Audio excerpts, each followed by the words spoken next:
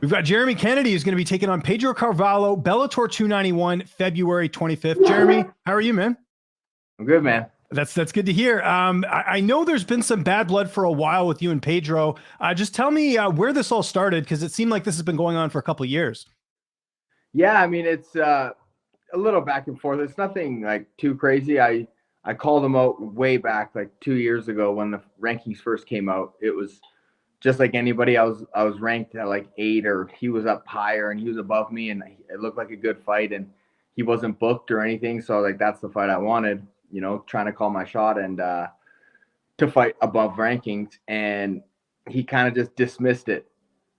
He kind of dismissed it. He was like, oh, I got to get a few wins in Bellator, and like you don't deserve to be in the rankings. You don't deserve to fight me. This kind of stuff. And he's coming off of two losses at that point.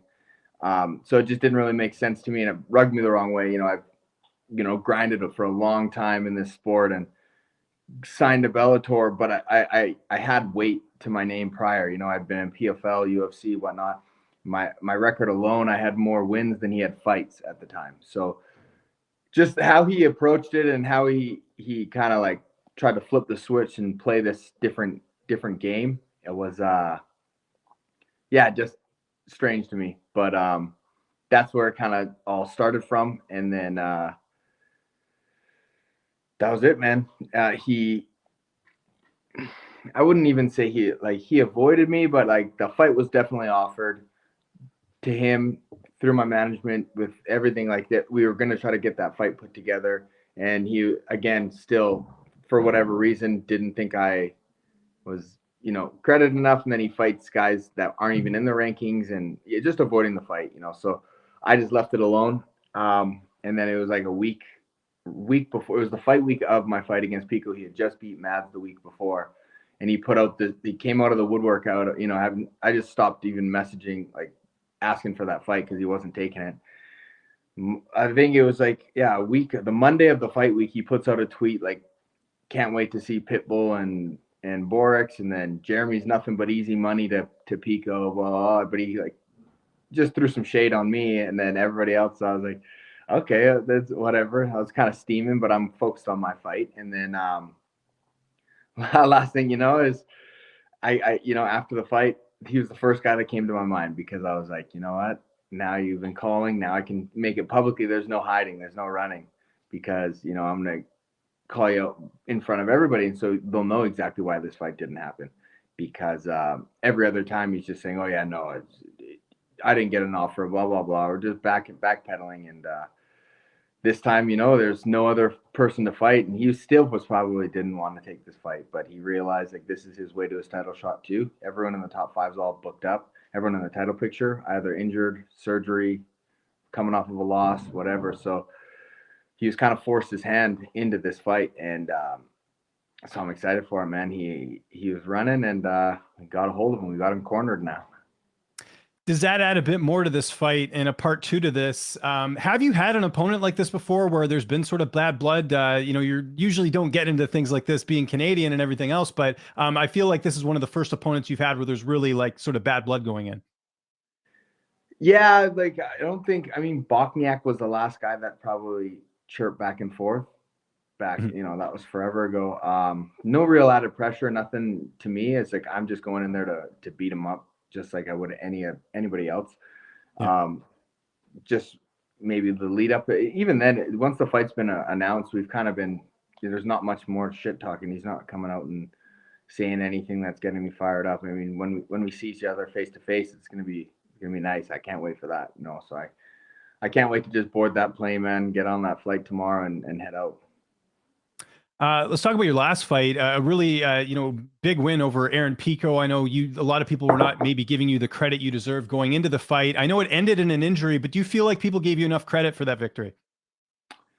I don't think so. I mean, especially with how the fight was going, right from the opening bell, it's unfortunate the way it ended. But to me, I get 2 paychecks. I was healthy. I got my next fight booked right away, and I've been bugging everybody, since I signed with Bellator. I wanted activity, and they've been doing a good job with that. I got injured, prior to that, so that was on me. But I just want to stay booked. As soon as I fight, I would like to have something kind of in the works again. And so that was best case scenario for me. I had that Pedro fight in my mind, and it made sense timeline wise, and it is what it is. You know, I've been getting kind of doubted my whole career really, but in Bellator as well, just beating guys high ranked and still being ranked below them. You know, it's happened to Sanchez, it's happened with Pico, and it is what it is. I just keep winning these fights, and when I get that title around my waist, there's going to be no denying me. You know, I'm proving my get the respect that I deserve, I think, and it doesn't bother me at this point. But I just keep doing what I do and just show up at the gym, train hard, put all the work in, and go perform. Style wise, how are you looking at this fight as far as your skill set against his? Style wise, man, I just think I'm going to be too much for him, a bit too much for him everywhere. You know, I think he's one of those guys that rallies late. You know, when guys get tired in his last couple wins, that's not something that happens with me. You know, I pride myself on my conditioning. I think he leaves a lot of holes, I've noticed. You know, and that leads to a finish for me, I feel like. So holes from the feet to the floor, not just, you know, grappling the gap in our grappling. I think there's a gap on the feet as well, and I know that's where he's going to want to keep it. But he's just a very durable guy. Guy comes forward, comes in shape. So he's one of those guys that you have to be on it the whole time and not let him rally and steal these rounds and whatnot. But skill for skill, I really believe I'm a level above him. Who are some of the main guys that are helping you get ready for this fight as far as training partners? Kai's been the big one. You know, prior to that, I was helping Ige out for Jackson, and that was kind of leading into my like pre-camp, and I was helping him out quite a bit. And the usual suspects, everybody at Extreme still, you know, and Kai came out 4 weeks out for me from Hawaii, and then he'll fly to Dublin with me. Good partner, good guy, my size, my weight class, you know, in that Bellator ranks, you know, hungry kid too. So it's awesome to have a guy that, you know, looks at the sport the same way I do. You know, we're few and far between. So yeah, Mads is back in town too. You know, he's another good featherweight. Julian Arosa was getting ready for his fight, and so we've had a lot of good guys. And then yeah, so it's just lots of good 45ers across all promotions, just top level guys.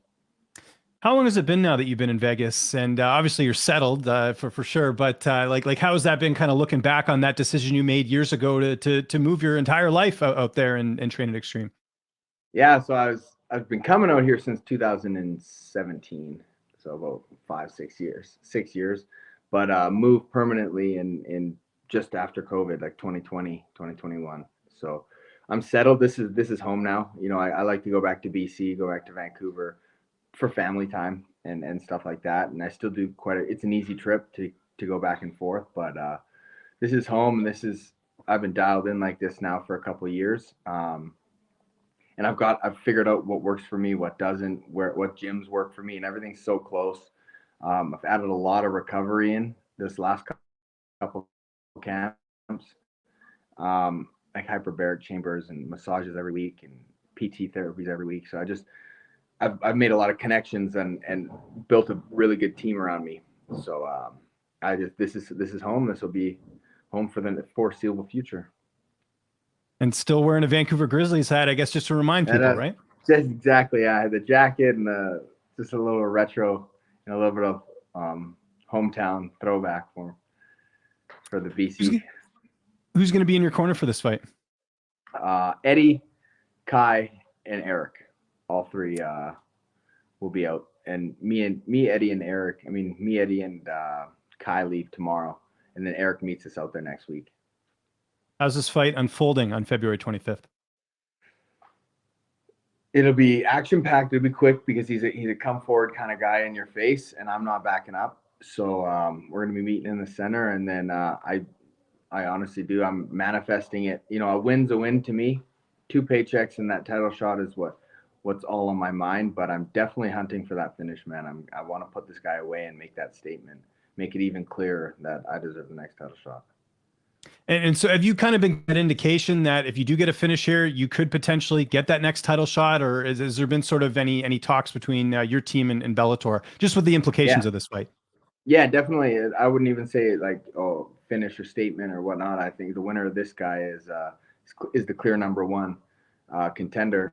And I know, Pitbull just fought and he's looking for another contender. There's nobody else right now in the wings, and it's this fight. This is 3 versus 5, only guys coming off of wins. So this is it to me and to Pedro, I'm sure, and my management, his management, Bellator. I think it's the clear next guy. Should AJ McKee be taken out of the rankings if he's not coming back down to featherweight, do you think? Yeah, especially with him being in that Grand Prix, like that just shows he's tied up for at least a year. And I think you have to fight in the weight class within a year, so he's probably coming up soon. I think they fought. I can't remember when they did that. It's close to a year. Yeah. Yeah, it's close to. So I'm sure these next few rankings he'll probably be out because he's clearly not coming back to 45 anytime soon. The longer he stays at 55, it's going to be even harder for him to come down to 45 if he was struggling before to make the jump up to 55. So I don't really consider him in the title picture or anything. The only thing that saves it is they have that trilogy. But again, if he can't make the weight, I don't see Pitbull wanting to go up. He's talking about going down. So I don't really I think he'll be out soon. I don't know why they're not giving Henry Corrales any love, man. That guy's a dog, and he got some big wins in the division, and he's still not ranked. He's been around for a couple of years, and he's coming off, I think, 3 wins. So just strange, but yeah. Yeah, we'll see. If you were to fight Pitbull right now, again, just looking at it from a style perspective, how do you match up against him? I think I match up great. I think he's somebody, is not even looking past Pedro. You're always looking at the champ and seeing how you stack up against him. And he's a guy that, you pressure. You put him on his back foot. And he hasn't, he's fought wrestlers, but he hasn't fought guys that put pressure and grind and can do it all like that. And the wrestlers he has fought, he fought Michael Chandler, but that didn't go very quickly. And he's just got a list of guys of Weichels and Strauss and Sanchez and Pedro, like these guys that aren't that style of fight, even Kleber, his last one over in Ryzen. So I think it'll be different. AJ was probably it, and that they're 1-1, and that second fight was a nail biter, super close. So I think stylistically, and I'm new blood. I'm fresh blood for this guy. He's fought all these guys in this division. He's been around forever. So I think it's going to excite some people. And I got my job to do, but I think that fight really does. It looks good, and I'm excited for that one too. I got a big 2023 coming up. You've got 3 losses in your career. One of them is against Alexander Volkanovski, who we just saw fight last weekend. What did you make of that fight with him and Islam Makhachev? And, were you expecting Volkanovski to put up that much of a fight? Man, I did not. Honestly, I knew Volk would have a chance, and I couldn't picture him getting submitted or getting ragdolled, but I really did think that Islam, he's just a different guy, and I thought the size was going to be too much once he got a hold of him. And I thought he was gonna be able to, drag him to deep waters and finish him on the ground, second, third round, fourth round. But I did not expect it to go that way, where it's like Islam's striking is what's shining and Volk's, dirty clinch, top pressure, ground and pound, everything. So it's crazy to me. But that's why you have these fights, and I still think there's unfinished business there too. You can run that one back anytime. So I think that fight lived up to the hype of pound for pound 1 versus 2 and champ versus champ and whatnot. So that was really cool. And it was like best case scenario realistically for the divisions. Featherweight didn't lose any stock. He held his own against a bigger guy, super close fight. And now I'm excited to see him against Yair. Islam still coming off of a win. He's still, got his title to defend. So it would have just made the 45ers look a little bad if the champ came up and just got, smoked due to size or whatnot or whatever it was. But that just shows that weight isn't all of it. The 45ers are pound for pound. But I'm also happy to see the divisions moving forward, clear-cut title challengers for each division and whatnot. Last question. I don't know if you still keep in touch with him or not, but Jamie Siraj is going to be making his comeback on March 30th for BFL, a promotion where you were the champion. What do you make of his remarkable recovery from all of his health issues, being on death's door, to now stepping back in the cage? Man, I'm excited for that. That's awesome. I mean, it's Jamie's a guy that I've known and trained with for years, and there was times there where we thought it was probably it on his career, you know. So that just shows his resilience to be able to keep bouncing back, keep getting ready for these fights. And he's tried to come back a few times, but this time it looks good. You know, he's got the clear bill of health, and man, I can't wait for him. I think two wins, couple wins, and he'll be in the show, and he deserves to be there. Skill wise, he's there. It's just staying healthy is a matter of that's it for him really. And I think he's got this all figured out now.